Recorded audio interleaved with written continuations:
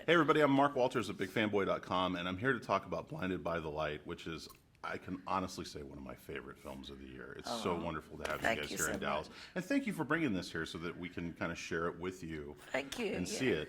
I guess I love coming to Texas. I came great, here with Bend It Like Beckham and Pride and Prejudice, and the audiences are so warm here. Yeah. Let me tell you, we've been to a lot of cities. This is the first place where afterwards people not only come and have photos, because they do that everywhere, but here they hug you.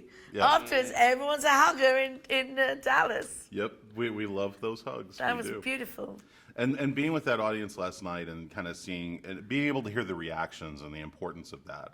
Talk a little bit about that, because you work on a movie, you spend so much time with it alone, and then to be able to get the actual feedback from people, that's got to be really gratifying to see those reactions. It's amazing. We got a little late getting into the theater, but people were clapping. Yeah. People were clapping for like 2 minutes. The movie had finished, and we were like flapping around, getting our phones together and our chargers together, and we could hear people clapping, and it was just wonderful. We came in, and there was so much love in the room, and people stayed. One of our colleagues said he hadn't seen that many people stay for a Q&A in ages. So people were genuinely interested, and what was also lovely is people are very polite. After every answer, that everyone clapped. It was a very warm audience, but also people seemed to be very genuinely touched with what the movie was saying. And the thing about Texas, from what I've picked up, is that it's a very family-orientated community here. Family is a big thing, and family and friends, and the movie really captures that thing within families where, if you don't get the support from your parents for your kids, or kids don't get that support from their parents, it really hurts, and I felt that the audience here really got all those family dynamics. Yeah. Well, plus I think we all kind of remember being young and having something like music really speak to us and connect with us on a personal level. Aaron, I want to talk to you about last night. We talked about the T-shirt that you wore and how I was asking you if you got a chance to keep any of those, and you were saying how you discovered just how important that was to some of the hardcore fans. Yeah, I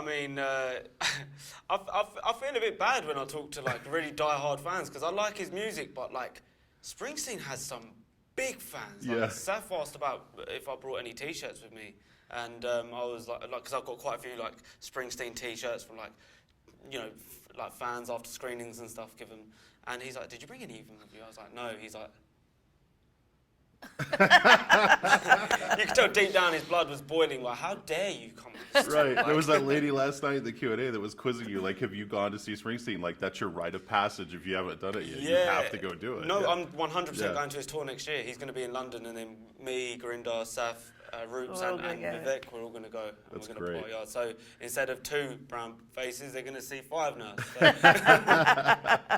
I also asked you last night about how, because I was a child of the MTV generation and growing up with music videos, especially the great thing about MTV was it really did culturally introduce us to music from all over the world. Yes. And there's a couple of scenes in this movie in particular that kind of reminded me of watching those videos in the 1980s and how they told a story and how they really, you felt more of a personal connection with the song that way. And I'm sure that was something you thought about when you were shooting the dance sequence and whatnot. Absolutely, yes. Yeah. We did a lot of 80s dancing here and there, and sadly I was the one who knew how to do those moves. I was trying to teach these guys. Is there footage? Is there footage? Okay, good. But I think that it is a period film. It is 1987. I tried to pay homage to John Hughes. Great 80s filmmaker, Breakfast Club, and lots of Fast Times at Ridgemont High. I think that there is a nostalgia for the 80s there in the fashion, a lot of denim, but I think at the same time, what the film is saying and talks about is very relevant to today. Absolutely. And I think it could have easily timeless. happened today, yeah. You've created a timeless thing everybody can relate to. I have to wrap this up, but real quickly I want to ask, favorite Bruce Springsteen song? You have a favorite? Jungleland. Jungleland, yeah, amazing song. He really does stuff with his voice on that that's incredible, isn't it? Incredible, and also the music, the way it goes up and down, takes you through a whole gamut of emotions. Streets of Philadelphia for me. Beautiful. I love that song. Fantastic. Blinded by the Light. It is one of the best films of the year. Go see this movie. We'll have more information down below. August 16th. August 16th. Thanks, guys. Thank you so much. This was great. It's been a pleasure.